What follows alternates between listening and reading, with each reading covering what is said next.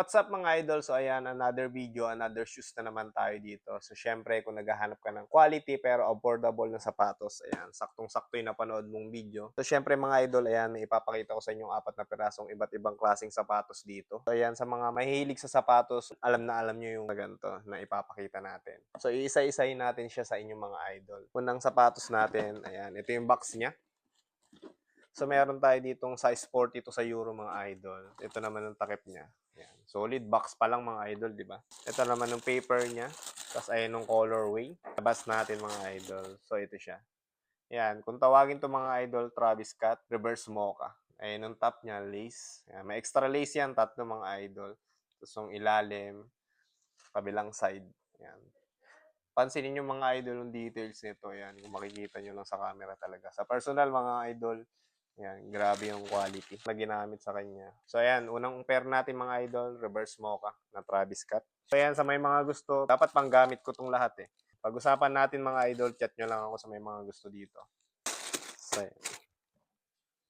Pangalawang pair natin mga idol, ayan, same lang ng box. Size 43 naman to mga idol. Ganun pa rin yung box niya, ang ganda. Ito naman yung colorway niya mga idol. Alam ko kung tawagin naman nila to, Travis Scott Olive. Pakita ko sa inyo, ilabas natin. So, ito naman siya. May extra lace pa rin. Black naman siya na dark sa body. Yan, may black siya. Green naman yung kanyang pinaka-Nike swoosh. Yan, ganda ng quality ng Travis Scott na to mga idol. Ayan. Ito naman yung ilalim niya. Siyempre, lakas na spike niyan. Jordan yan eh. Yung details niya mga idol, embroidered yan. Yung nakalagay dyan, Jordan. Alam niyo yan mga idol sa mga mahilig sa sapatos na ganito. So, ayan. Olive mga idol, pangalawang sapatos. Message na lang kayo mga idol kung gusto nyo to. Tapos ito pa, isa sa mga solid to mga idol, yung pangatlong sapatos natin. Panghirap sa market nito ngayon. So, ayan. Box pa lang. Solid na. Size 43 pa rin mga idol. Tapos, ayan. Ito naman yung tinatawag nila na Black Phantom mga idol. Itim na itim siya. Kung mapapansin nyo. Siyempre, quality. Ganda pa rin yan. High quality yan. Ito yung ilalim niya. Ganda nito. Sarap pamorma nito. Gamitin talaga natin to. Siyempre may extra lace. Pero ayan, offer kayo mga idol. Check nyo naman yung quality niyan sa malapit. Ganda niyan. Solid. Last pair natin mga idol. Itong size 45. Ayan. Sa mga size 45 diyan talaga. Kuhanin nyo na to. 1,200. Ito naman tinatawag nilang mocha mga idol. Black. Ayan. Tapos white yung swoosh.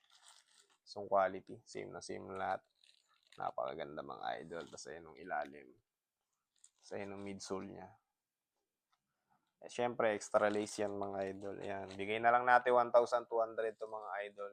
Yung mocha natin. Masasama talaga to sa stocks natin. So, ayun lang mga idol. Salamat sa panonood nyo. Hanggang dito na lang yung video na to. Message lang kayo mga idol kung gusto nyo yung sapatos na to. Bigay naman natin yan. Basta alam nyo naman yung sapatos na ganito. Lalong-lalo sa uri. Kung magkano yung mga presyuan nito. Sobrang talagang hirap abutin. So, ayan. Pang daily nyo lang din naman. Goods na to. Hindi naman siya nalalayo sa quality. Hindi rin siya mapapansin masyado mga idol. So, yun mga idol. Hanggang dito na lang. Salamat sa panonood nyo.